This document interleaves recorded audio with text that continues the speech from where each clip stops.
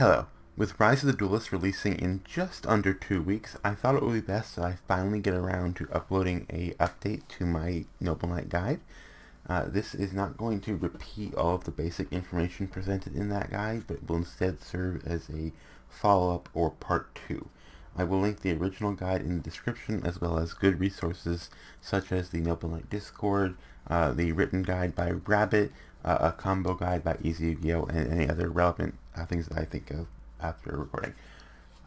This video instead will serve to kind of show how the deck has developed over the last 3 months as we continue to practice with it and refine it in preparation for their coming to the TCG. This video will be separated into 4 parts. The first part is going to be my current deck list, why I made the changes I did, and what changes I may make in the future.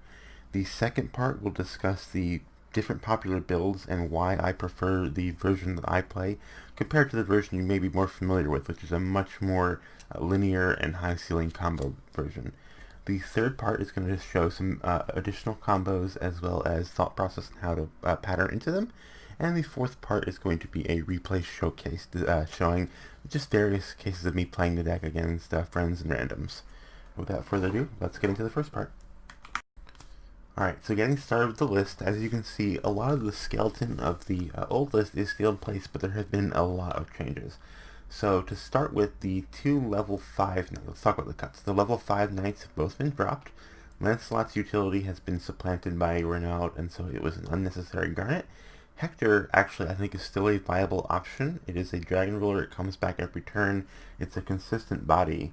However, I did decide just to remove it for space. It wasn't the best in hand, and we have loads of extenders and an excellent grind, so I didn't think it was necessary. Ivan was dropped. He was too restrictive and didn't provide enough benefits. Red Layer has been removed in favor of re-adding the die into Artorigas package, and that's because Artorigas combos so well as a named card to do things like leading into Custoning, which is just, it's one of the best board breakers in the game. Shade Brigandine has been replaced with Flint Lady, although Flint Lady or Shade both have advantages. I think either one is perfectly valid. Shade goes into generic rank 4s better, whereas Flint can flex into named extenders at the cost of using a material from hand. Flint has synergy as a fire warrior, but requires you to have something on board, whereas Shade doesn't. I also actually think, and we're going to get to this off in a moment, but I think Shade or Flint could be dropped in favor of bumping him to 3. They're all viable options.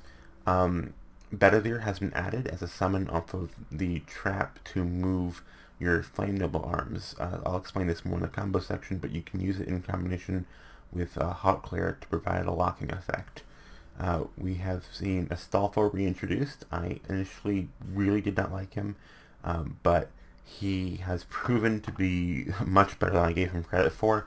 The reason is, even though he's once per duel, and even though he has a cost to his summon, he can make himself a level 4 name, which means he can go into King Custonin. And King Custonin is obscene. When you're trying to play into the boards that the current meta decks create, you need to be able to chew through disrupts faster than at a greater than 1-for-1 card advantage, and Custoning can eat 2 to 3 disruptions on his own. So for 2 cards invested, you get basically a cleared board, and Astolfo helps you do that like die without normal summoning. Brothers and the Trap have both been dropped to 2. They're both really good cards. I can see Brothers at 3, but you really only need 2 to keep the loop going, and we have better normal summons. Speaking of, Ogier has been bumped up to 3. Ogier is one of the best normals up there alongside Boars and Madral for what he sets up. The ability to Foolish pieces that you can recover if you have Renaud, or Foolish the Trap if you can't do a Boars Resolve, makes him just a really, really good summon, and a lot of your best openers involve him, so having him at 3 is really beneficial. Other than that, there haven't really been any major changes. Everything else is the same. I will say a couple things I'm considering. Guinevere I see as optional. I don't know that you really need her anymore. She is still useful. I am currently experimenting to see how much use I get out of her. The thing about her is you really mostly use her for her Catastra effect. To remove things when she's on a dark, like VFD, Sacred True King of All Calamities, which a lot of decks are making right now. if that falls off, I could easily see myself dropping her, just because, yes, she's a recurring arms, but it's not something that comes up nearly as often anymore. Um, as far as equip spells go, I will explain a little more about why this is in the combo section, but you want at least 10 names. I have 11. I like 11, but 10 is fine. If you were to drop one, Excalibur is probably the one to go with. The Rum effect from Grave is really nice, but everything else has important use. So Caliburn in time. Destiny you could also drop, but using it with Glory to deal with Ogre, which is a very popular hand trap this format, is a thing that comes up. Gahatian is how you clear your window threats. Clarent just comes up. It just does, and of course ARF and all the new ones are really useful. They could just ban smoke. That would help. Yeah. With that said, in addition to just the idea of dropping an arm, I have been considering trying Phoenix Blade, because there are situations where I want to be able to, I don't have access to an equip at the time I want, and Phoenix Blade is just an easy one to get, so I might drop Excalibur or one of the others for Phoenix Blade. That takes care of main deck changes. Extra deck is sold down to 2. I have been I gave in to what I always knew. We don't need 3 anymore. We can recycle it so easily, and we usually it just doesn't come up. The space is worth it. Charlemagne also down to 1. Again, we don't use the second one, and we can recur it easily if we're going to.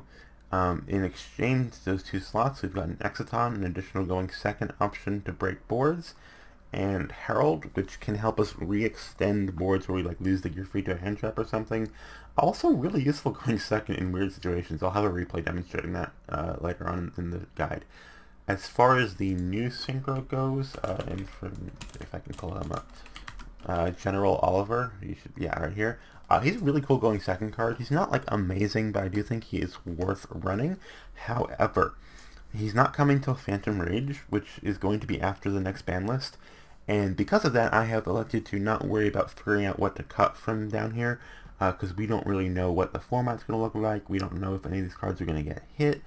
If I had to slot it into the list right now, I'd probably drop the Exciton. Oliver, especially with his arms, Hawkflare, just has a lot of really cool removal abilities, and being a warrior, it gives him the ability to continue comboing after you've broken boards. But I'm choosing to not slot him for now. I figure when we get a list and we have a new format a little closer to Phantom Rage, I will reevaluate where I want to put him and if I want to run him, because everything else in this extra deck feels very needed. Side cards is just format. I got 9 cards that I can do for combo, because combo's a thing, and I got 9 I can do for back row. 1, 2, 3. So it gives me the ability to slot 9 in for any matchup going second, and going first I generally just keep it to the stock list unless I'm facing something weird like Mystic Mine. I'll take out the Gear Freeze because you don't need monster negates there, in favor of putting quick play back row removal. Other than that, though, going first, I prefer to just combo through, and I don't bother siding. So that takes care of the deck list. That should cover any changes that I have made, thoughts on things going forward. I'm very happy with this list. I'm currently testing it in the third cross-archetypal Discord tournament, and it's running really well for me. I've tested against friends, preparing to go into the Rise of Duelist format. I do like it, but there are always things we're considering, and that's where I'm getting at. I'm thinking Astolfo might go to 3 and drop the ladies because of how much he has helped me going second. I'm thinking I'll get Phoenix Blade in here, and I'm thinking Gwen might get dropped in favor of something else. I'm not sure what yet. So that takes care of the list. Let's move on to the build discussion. Okay, so let's talk about builds. So the version I run, it's often called the hybrid build by the community. I've also seen it called the extender build. It is a mixture of the old Arthurian Knights, the Lights and Darks, and the newer Carolingian Knights, which are the Flame Noble Knights or Infernoble Knights, introduced in Rise of the Duelist and Toon Chaos. Now, a lot of people, if you're familiar with the general community consensus and reaction to Noble Knights, believe that the deck is that they're 2 separate decks. That you have a Fire Warrior deck, which is new, and you have the older Noble Knights, which are irrelevant. They are not two different decks. The two halves complement each other very well, and they work together. You can run either one independently, and I'm going to explain a little bit about the differences between the Fire and the Mix.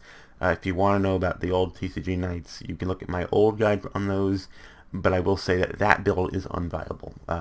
There's just not really a reason to use it.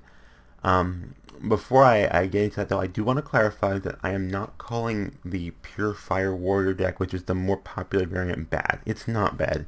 It's viable, it's playable, it's decent. You can take it and do well. I think that any Noble Knight build, regardless of which one you take in the current format, is going to struggle because we are in a very hand-trap dense format, and no build can effectively fit that level of that number of hand traps and maintain consistency the way Adamantipator or Combo Eldritch can. You can make builds that do it. I've seen them. They do function, but they are not going to be as strong as Adamantipator or as strong as Combo Eldritch, which shouldn't discourage you from playing it. I mean, I'm going to be playing this deck. Just it's not going to be tier 0 or anything. I expect we'll see it around tier 2 status if we don't see a list come out and address. And then we got S0, which is a separate problem. But anyway, so the Pure Fire deck does function. But it is a high ceiling, low adaptability deck. It is trying to emulate what Adamantipator does, without the benefits that Adamantipator stacks on there. And so to explain a little bit more, let's talk about how end boards will work. So if you are going first and you get undisrupted, so we're just assuming a perfect scenario, and you look at the end board of the combo, the Fire Warrior deck, and I really should have a list handy, but I don't think I've got one. Because I don't play that list very often. But if you were, I mean, let's just look at what one of those would look like. Your goal is to you'll get Godfrey out, you'll get Charles out, you'll get none of these.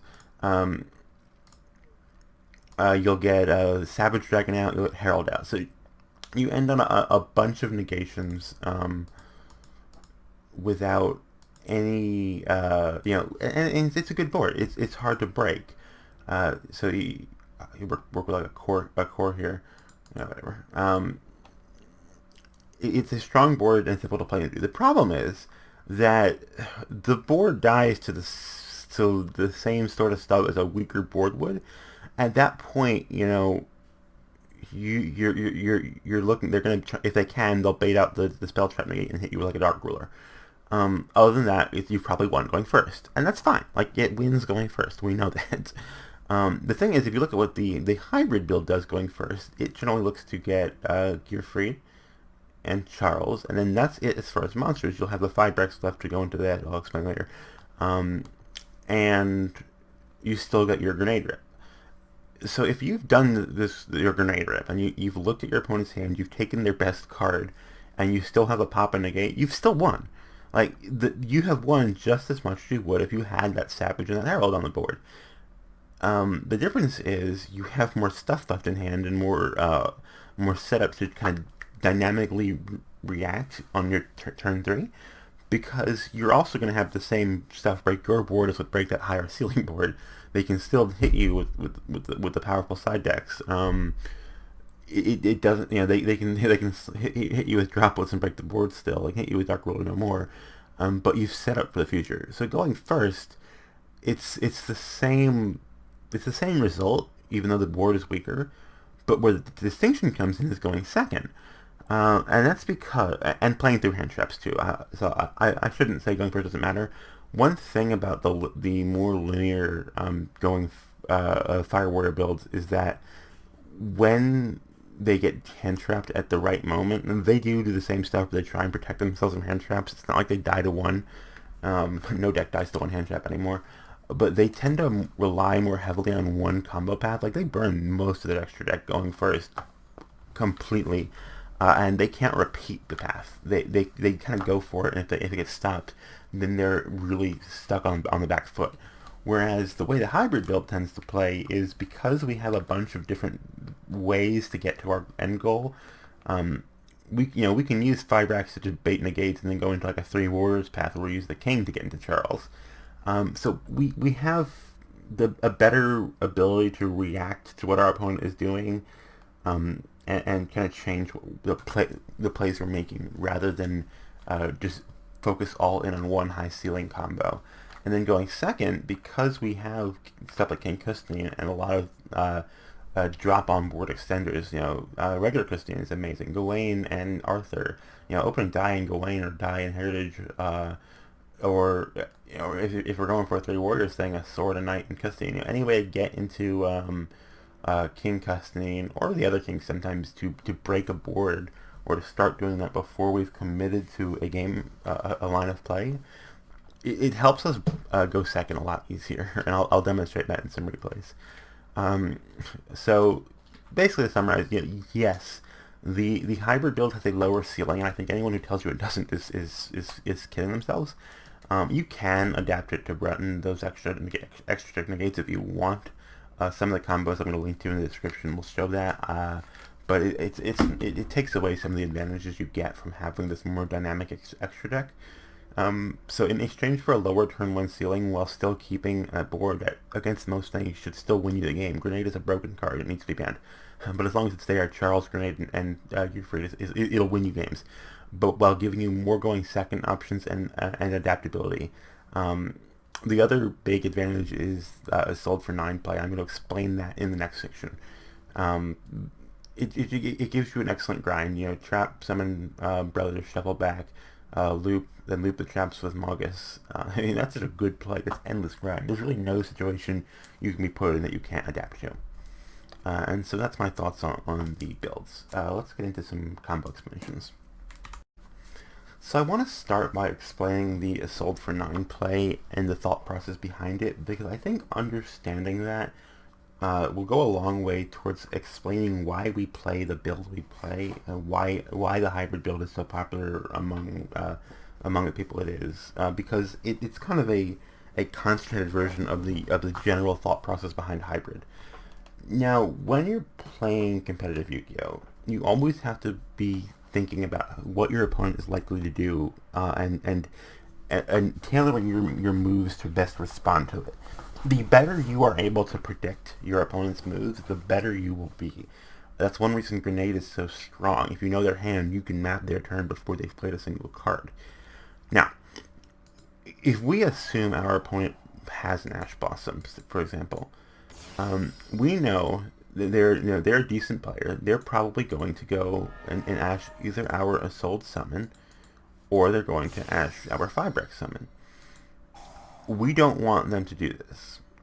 Now, what can we do? We have Durandal in hand, which means we have the ability to get a tuner.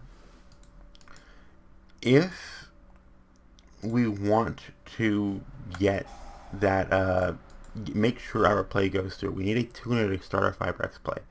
That we need to make sure that no matter what they ask, we get to do the play. So we're going to summon Gearfried off Assault. Now, why do we want to do that?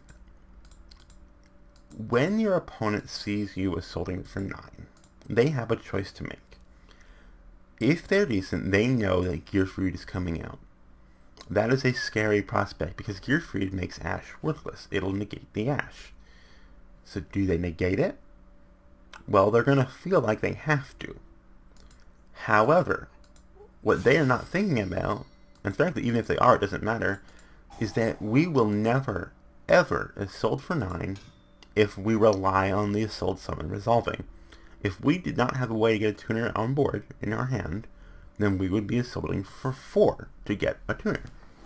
The only times that we assault for 9 are if we already have a way to get a tuner on board regardless of the summon. And with that in mind, we have essentially forced them to waste a hand trap on a play that does not matter. No, they were going to either Ash the Assault and we get our tuner, or they were going to not Ash the Assault and we get our Gearfried and therefore negate their tuner, or negate their Ash. that is, it's often called the Assault for 9 paradox. Basically, your opponent does not have a good choice. Regardless of which option they decide to take when they make their play, they come out of it behind. And that's the kind of thing we're talking about when we talk about forcing your opponent to play a certain way. Rather than trying to brute force through their hand trap, we have forced their hand trap to be worthless. If they asked us, we did lose the gear free, although depending on the hand we might still get it, but we got full combo and they're down a card. Then with grenade they're going to be down another card and we got a pop, so now we have three cards mitigated, we know their whole hand and we could choose the best ones to deal with. So odds are we have won that game then and there, and then from here we can just go into the regular 5-Rex play. So that's the deal. It's about not so much forcing through to the top outcome, but instead forcing the game state to be under your control, forcing everything to play the way you want it to, and that's why running so many equips is useful. That's why we do it, because when you're I keep misclicking that. When you have the ability to summon Gear Freak from deck, and you can force that situation where they don't have a good option, hand trap or don't hand trap. Also, because Gear Freak often comes out as the 4th summon, 1-2, Assault is 3, and he's 4, if you can equip onto him, that also gives you your Nibiru protection. So it's another way to get Nibiru protection live early, even if you didn't have, for example, Ogier plus Renal, which gets it. That's the way that the Fire Warrior decks tend to do it, or hard opening him. Which, I mean, if you hard open him, that's great. The less you have to rely on one play, the better. But it's another level of consistently accessing a play that forces them to make suboptimal decisions. And that's why we like the Assault for 9 play. It also is why I'm considering grabbing Phoenix Blade in here, because if you send Blade, you can always make sure you'll have an arms to put on him when you Assault for 9. Alright, so we're gonna grab a test hand and see how we play out. So that is a weird hand, honestly, but not terrible. So with what we would generally do, because of the oddity of the hand, we would actually want to make sure our play goes through, and so we would, despite the fact that normally I would actually prefer to summon Boars off from Trial. In this case, we want to be able to pop the grenades so we can clear any hand trap they might have, and from there we can go ahead and Ogier or dump a trap. So we have that set up. Assault, we've already taken care of whatever hand trap they had because we used grenade. We can do our search, so just some cloud the hand but they're in the trap. It happens. And we can, in this case, so we would be going for 4 because we don't have tuner access, which is what I was talking about in the last section. And we get our tuner and go from there. So that's enough of that, actually. Let's throw a new hand. Alright, so this is a very, very good hand. That should be fairly obvious. So what we'd want to do here, we could dump the trap. That is an option to decide when we have Gear Freed in hand. In fact, that's actually what I want to do. And the reason is, if I don't know what my opponent has, I want to go ahead and burn this off so I can get the banish. If I don't know what my opponent has, I want to prepare for as many contingencies as possible. Like that way we can banish that to get our Gear Freed live in case they've got a Nibiru. Summon him, add it back. So if they're playing some kind of OTK deck, I might want the ability to block with a body if they manage to get through my board. And the trap is really good for setting that up. I have one in my hand, it's just kind of sitting there. That's fine. I mean, at this point I have my hand trap negate. I'm good to play in. If they were to have like double hand trap here, it could be a problem. Honestly, because I have Oliver in hand, and I have the ability to take Ogier onto Gear Freed, I actually probably do that right now. And the reason is, let's say they have Ash and Nibiru in their hand, and they want to get that Nibiru off on me. They need to clear this negate first. Uh, and so they are likely to drop the ash here, figuring that, okay, I'm going to have to ash that. And that's actually why I equipped Ogre early, because if I have to send an equip, I want to make sure I'm still live. So I'll do my 4, and if they drop like an Ash or a Veiler or an Impermanence here, any of those, I'm fine with letting it resolve, because I have Oliver in hand. So that way I can keep my gear free, because I would rather not burn this so I don't have to, in case they have Nibiru, because Nibiru can be really devastating to this deck. So at this point, they've probably dropped that hand trap, or maybe they're holding it for the 5 racks. Same thing. I don't care. If they were to try and hand trap the 5 racks, it is a little more annoying. I would, at that point, be tempted to maybe use the negate, but maybe not. I mean, it honestly doesn't really matter that much. But I want to hold that gear free as long as I can to try and protect from the Nibiru that they may or may not have. Because in this format, Nibiru is being mained by like every other deck. On the topic of leaving the 5 racks, I kind of explained this last time, but another reason that this board is fine is we get our Soul Search, we get our Roll and Search, and then because we leave the 5 racks, we're going to get another Roll and Search. Glory's really good here, actually. And so we're going to end up with 3 choice cards, plus the draw, plus, we have a lot of options. So we set up, do a grenade pop, and go from there. Alright, let's look at another hand. Weird hand, definitely weird hand. Perfectly playable. I mean, the hand's fine. It's just weird. What I would probably do here is go ahead and dump that. Add it back.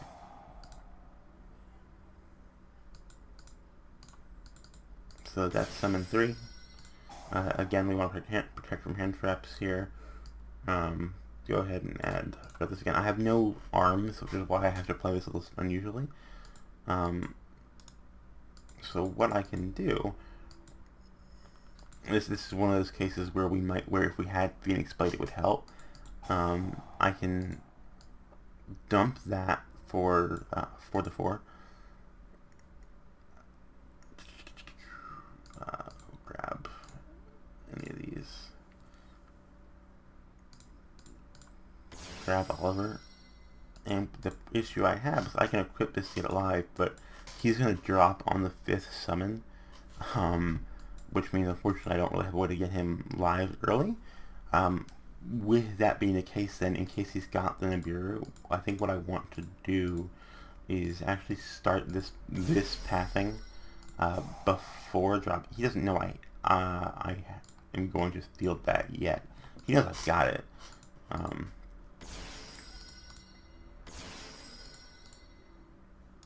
But go through this whole combo. I'm not going to demonstrate again. It's the same path every time. And then once I have the 5 racks on board, so at this stage, because of the way that works, he's probably going to try and drop hand traps here. If he does, I can drop Gear Freed and still have some kind of board there, but not fantastic. This, on the other hand, is fantastic. Actually, I think with this hand I can demonstrate a kind of extension on turn 1. So we're going to go ahead and go with a Boar's opener here. Now, Mondrial is, strictly speaking, better, but Boars will play around Disruption a little more cleanly. Generally, you go for 1 Queen, 2 Trap, but I think I want to be greedy and go for 2 Trap and Durandal. See if I win that. Oh, I didn't win it, but that's okay.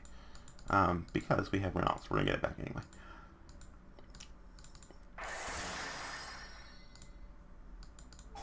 And we have that.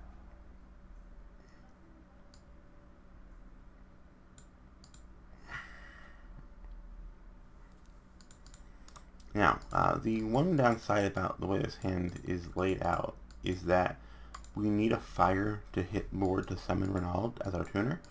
And so we do rely on the 9 going through. Not really a way to deal with that, unfortunately. But once it is through, assuming they let it go, we can grenade on there, and then we're off to the races with the usual combo. In this case, I'm going to grab Fossil. And the reason is, I want to demonstrate, hopefully I can remember how to do this, because I'm actually kind of bad at it.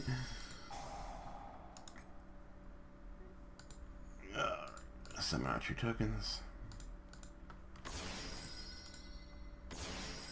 So what we're going to do here is field 1 additional negate, and we can do that because we have our extra extender. So we're going to do the same pathing for the first chunk of the combo. So we're still going to O-line. We're still going to go with Marcher.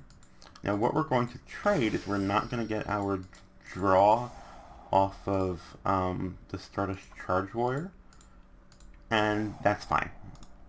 It is 1 less card in hand, but it's also a card we don't get to pick. And in this case, because we don't need to go through the Charge Warrior and we can extend basically freely, I see no reason not to get the extra negate out. So instead, we're going to go ahead and take these 2 into Herald. We're going to Fossil back a 4. Any 4 will do. And you don't need Fossil. You can do this at any time where you can field an extra level 4 at this point in the combo. And we can just take those straight into Charles. And then do the usual pathing. So, we go to our end phase, resolve our Roland, ditch the only thing left. Go ahead and grab that. This is one thing that Herald offers. In this case, because we actually already have smoke, we can go ahead and grab Hot Glare, which I really like. And equip. If you have to pick only one, is the matchup that can decide, but otherwise Oliver is the way to go. And then we get our smoke pop. So that was how 1 extra extender can get us that Herald on board regardless. Okay, cut here and open a new clip. And one more, I want to demonstrate the Hot Glare setup. So let's actually do an amazing hand. What's nice about this hand is because we have Die Gawain, we can actually do all of our initiate stuff, like all the first plays we want, where we want to try and burn through their hand traps. We can do all of it for basically no cost. We haven't even committed a normal yet. So we do want to get Gearfried live. So what I want to get a trap in the grave to set this up. So what I'm going to do is I'm going to go ahead and send 4.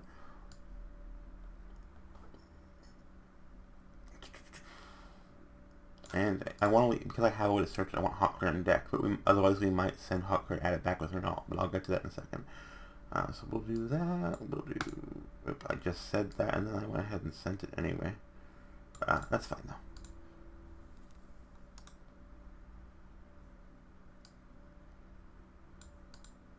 I'm going to grab our Ogre, and we want to mill the trap. At this point we do need to get ourselves an equip on board. So what I'm going to go ahead and do is burn my heritage for Renaud. I think I'm going to end up leaving Ogre on board for a little while, so I'm going to go ahead and use the Glory to prime that. And what equip we want, let's go ahead and grab a Durandal, because we can search for that later when we're done with it. Go ahead and banish the Hot Glare that we want back.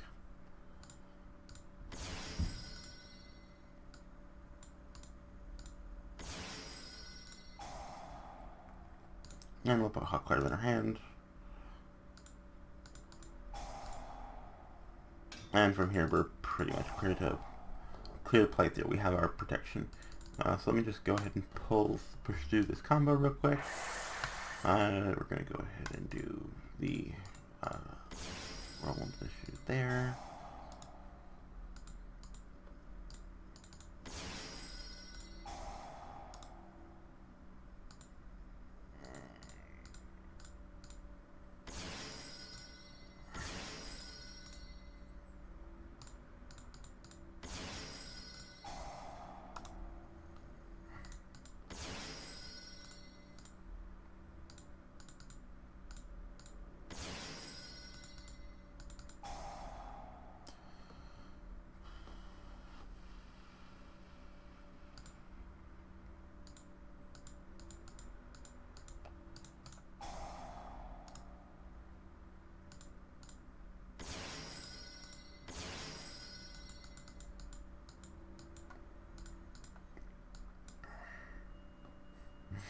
It's not like we can take all these straight in, but if we go into the 4, we get stuck, unfortunately. So we'll do that path thing. We may do is just leave this on board, because depending on what we get, we may be able to use that next turn.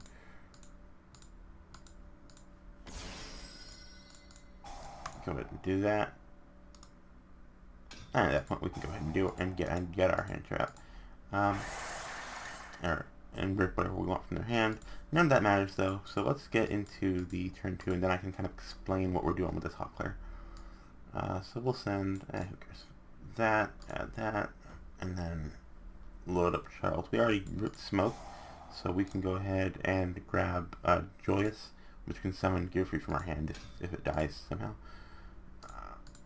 Should have equipped the Ogre as well, but we're demonstrating. So, let's assume that their plan. Now we have our trap engraved.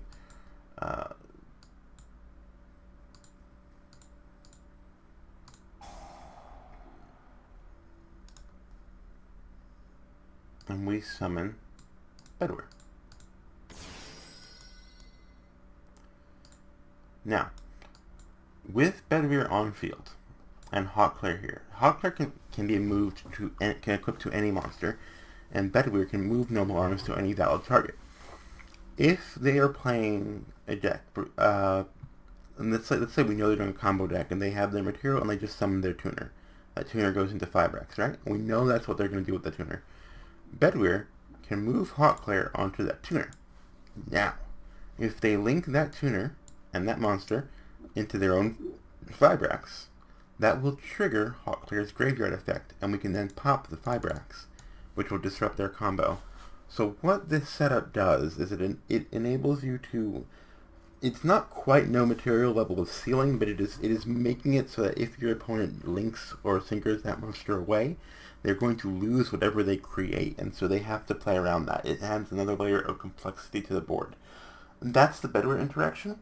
It is not a necessary part of the deck by any stretch. Bedware is optional, but it comes up often enough and it can be impactful enough that I definitely think it's worth using in your strategy.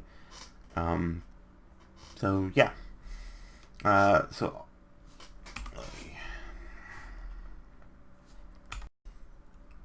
Alright, so now I'm going to start showing replays. This one's actually on Dueling Book. It was a tournament match I did. And I'm going to kind of talk through how this went. So I've used a die roll. This is versus Dinosaurs. It's fine, but they're going to open with a Lost World. Lost World is really annoying for this deck. It shuts off a lot of our abilities, so we can't use equip spells under it effectively. So what we're going to do, send an equip spell for Oliver, and we're going to just get rid of that token to shut that off. Now he has UCT. So what just happened? I'm trying to get him to burn this, and he doesn't want to because he knows I haven't normaled yet. He wants to hold that, so I start going Fibrax plays. Now he called away the O-Lion that was in the grave, so I can't extend, but I still have my Marcher and the other Link Cross token. So I'm going to go ahead and summon Herald. Once Herald's on board, UCT is neutralized because UCT communicated. So as long as this exists, I have now removed that threat. He still has one set. I don't know what it is yet. It ended up being a cosmic, which didn't matter. But so just by summoning the tuner and going into the 5-Rax play early, I have neutralized his threat. Now, in the more linear build, the problem with doing this is that you've now dedicated at least one of extra cards you need to do your combo, just to board breaking. But I haven't. I still have the rest of my stuff. So I'm going to go ahead at this point and start playing just regular cards. So I'm going to know that this isn't banished because of that. It doesn't matter that Reynolds can add back to grave or banish. That was just a misplay on my part. And we can go into our souls. We can summon to any zone. We can do king plays. I'm going to choose to just get damage on board. So summon that, drop a second one. He's going to attempt to flip. I negate, equip, swing. He puts it there. He thinks I'm going to click me. I'm not. But he neutralizes the damage with it. Swing, swing, swing. Equip this to protect myself from getting like OTK'd through a card or something. Oh, but he's got no hand. I mean, he draws. That's game. Game 2, he is going to go first again. I'm going to side in a bunch of cards. I'm going to to see one of them. He's got a decent enough start. He's got this Woodman's Fossil. He's going to go into the new thing, grab his pill, pop his baby, and what he's going to get to is a few Dolka, UCT, and Statue. Yeah, so there's the UCT, there's the Dolka, and then he's going to go there, Statue. Luckily, I get Dark Lord, which makes less of that. So, under Dark World, I'm going to resolve my boards. I just want to get that set up. Summon my second thing. And then you're going to see some of the king plays, I believe. So I'm going to go ahead and get a tuner. Equip when immediately so I can send it. Search. And here I'm going to grab L4 because I want to make my king. Now, brief moment, we sent Gearfried with our Ogre because now we have Joyous. And Joyous, which we equipped from grave using King, can get the Gearfried back. And at this point, I have everything I need to break his board. So I'm going to start swinging. I am going to decide to leave the statue on board to try and debilitate him. I hit 2 with the trap, one of which is another side card, so I'm feeling pretty good about this board. Unfortunately, what I didn't realize is that he has Tornado. So he can get rid of that. I attempt to negate, but he has miscellaneous swords, flips. Does for 4, and then Dugaros. So he does manage to get the game here. Dinos can get some pretty stupid damage, but that's okay. The block doesn't matter because this thing is a card. Going first for game 3, I'm going to go ahead and revert back to my regular deck list and just kind of play in. So we're going to go for a Madral opener with Glory. I do have dead cards here, but that's fine, because I can early grenade and look at his hand, and he had no hand traps, so now I know I'm safe. So now I can afford to play riskily.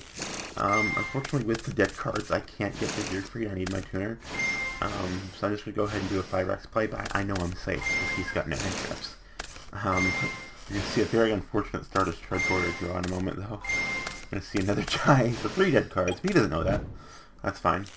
Get this for next turn. Go for another card. He is going to get his thing. He's going to flip my stuff. Which I forget to do the Malgus recycle. That's on me. But again, it's fine. He can't game me here, and he has nothing. So I misunderstood what he was doing there. So he's going to swing, swing, and then swing. End phase, I'm going to trap, I misclick and summon, I'm going to statue it before the statue comes out. I summon that, so I know I'm going to have to beat over the statue. I'm okay with that, because I don't want him to just keep playing. I do make a mistake here. I forgot that Renaud off the pistol isn't the tuner. It doesn't come up often. So I was going to go for a synchro play, and then I'm like, oh wait, not a tuner. So I quit, but he's got nothing, so we're good. So that's an example of the hybrid in action. Let's get to the next replay. So here we actually have another replay versus dinosaurs. I was doing a lot of dino practice, because it's a bad matchup for knights, so it's one I wanted to practice. This is versus one of my friends. My play is kind of sloppy, but I do some neat things I think are good to demonstrate. So I am going to win the die roll here and go first, but the hand is weird. Or no, he went gyro, I apologize, but he makes it go first, which surprised me. Yeah, sorry, I get shocked there. We're gonna leave the boards open and we're gonna resolve. I'm gonna get lucky. I go for the 33% lottery, not one, and I win it, and it ends up actually saving me because I can't play through a hand trap with this hand. It's not a great hand. He's gonna drop the ash, but I got Durando, so we're fine. Durando's gonna get Oliver. We're gonna send and equip, and go ahead and do our 5x play. I won't be able to get to Godfrey this hand, but that's fine because he's down one card and Grenade with the second one. And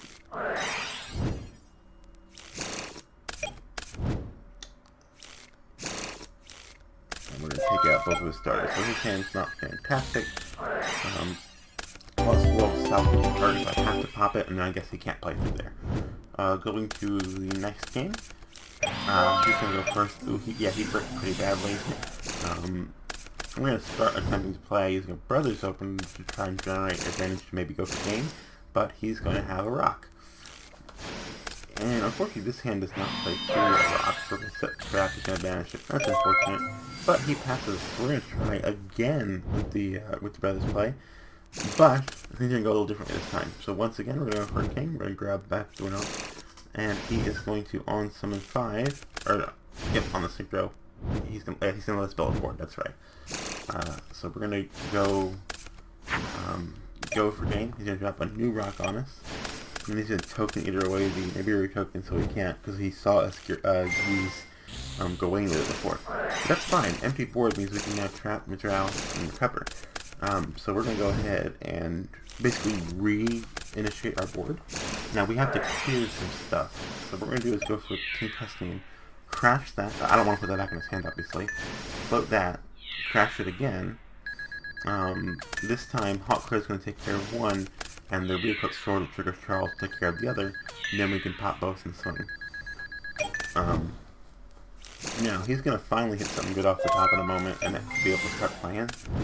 And he is going to break the board.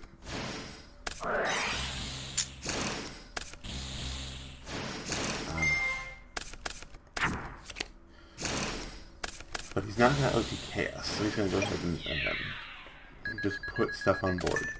What's going to happen is he's going to swing, and he'll attempt to get some damage off with Phoenix. I'll block it, which will absorb that attack, and then we'll just eat the last piece of here. Now, I know, let me pause here for a second. I know that he has 2 flips. And I need to get to the point where I can play through with with those flips gone. With his low life points, I'm thinking I want to just go for a direct swing with Clarent. I don't need to bother clearing all this stuff off the board. I just need to poke him. So Clarent is in my graveyard. So I have 2 choices to get there. I can either put it back in the deck with Brothers or Magus, and then retutor it, or I can equip it with a king. But my kings are also in the graveyard, so I need to get some recycling going. So what I'm going to do is I'm going to lead with Oliver, and I'm going to hope to get a flip off early if I can get to an assault. That, that's fine. But he's going to go ahead and flip. Now I need a second Renault because I need to do a recycle. So the Brothers, I can get the recycle through, and then absorb the second flip. Now, if I fast swing back Magus, and then summon Renault, I can do Trailing 1, Highland slot on summon will equip from deck. And Trailing 2, Magus, as his cost, can put the arm I need, which is Clarent, I think I already put it back actually, in the deck. And so I put all those arms in, equip, and Clarent goes from deck onto Lance, pay, and I can swing.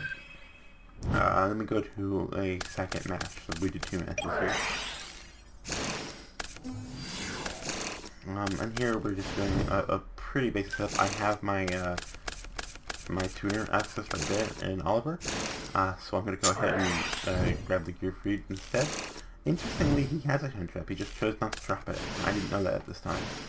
So he's going to ash the O-line, and I'm going to negate it, thinking, okay, that's fine. But then, when I attempt to end turn, he's going to Nibiru me. So this is all on. But I'm going to use these 2 to kind of re-extend up into a king. So I get gear free back using his own effect, re-adding with Joyous, and then I can keep going. I think he opened poorly again. He said he couldn't break that board. And in the last of the games we played, he actually does have a pretty solid opening, but my hand is solid as well. I'm feeling pretty good. And so what we want to do is we want to kind of get to the point where we're baiting this out. So we're going to equip and we're going to try and go for a king custody because we want to clear some of this negation. Attempt to down stuff will eat the negate, attempt to float will eat the second negate, and then we summon this, and we still need to eat that, so we'll steal that in battle phase. Now, brief pause here. It didn't matter in the case of the match. He said it wouldn't have mattered, but I do make an illegal play here, and the reason is I was remembering Custening's OCG effect, which you use on Edo, which has the extra normal summon being optional. In the TCG, it's not optional, and what that means is that the 5-Rocks play I'm about to demonstrate cannot be done after you make a king with Custening, unless we get the OCG version of the card eroded here, which I hope we do, because it is an improvement. Regardless, the Charles does not end up impacting the result of the match.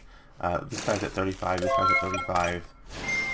The pop threatened and negation, so he says he can't break the board, and he ends up scooping, but I did want to point that out.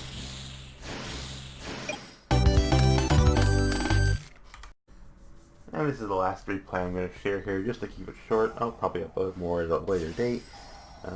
Just facing Trickstar Shadalls. Nothing much, but it does show some neat king interaction, because they've got a window, so I gotta get over that, obviously. He shotguns for Reincarnation for some reason, but...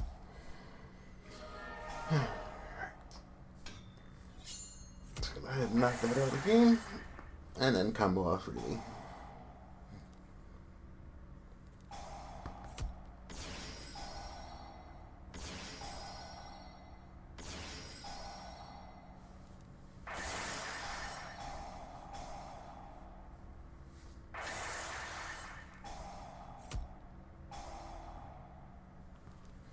So what we're doing here is we're setting up a 3 warriors path with the intention to get Godfrey, Charles, and King. We have set the trap to grave, so we want Hot Clay so we can do a seal if we need to, although it doesn't end up being necessary.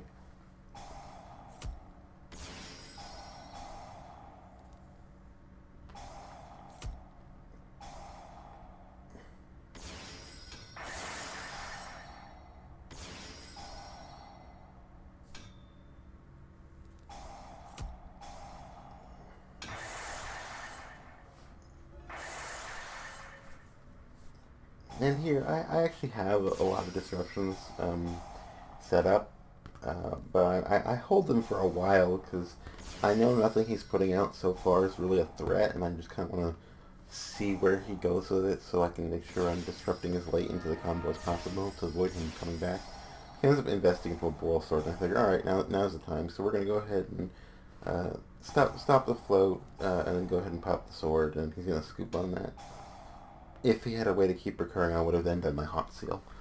So that'll finish up the replays. Yeah. And so coming back, I hope I've done a little bit of a decent job explaining kind of where we've gone with the deck and why I still feel this variant is best. If you have any questions, of course, let me know. I'd be glad to answer them. In the description, I'm going to link the Discord community where we talk about the deck. I'm going to link a written guide. I'm going to link my original guide. I'm going to link a very nice combo demonstration video by EasyYGO. And I am going to put the YDK from my deck list. If you have any questions, let me know. Have a good day. Bye.